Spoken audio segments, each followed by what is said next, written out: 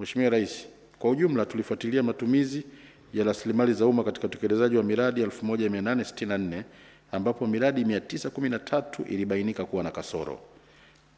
Kati ya miradi hii 913 yenye kasoro, miradi 66 imeanzishiwa uchunguzi. Idadi hii ni pungufu ikilinganishwa na miradi 92 iliyoanzishiwa uchunguzi mwaka 2023-2024.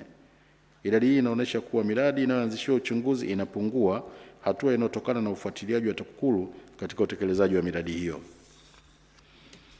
Mheshimiwa Rais, kwa ujumla katika ufuatiliaji huu tumebaini kuwepo kwa usimamizi dhaifu wa mikataba unaosababisha yafuatayo: moja, miradi kutekelezwa kwa kutozingatia matakwa ya mkataba husika.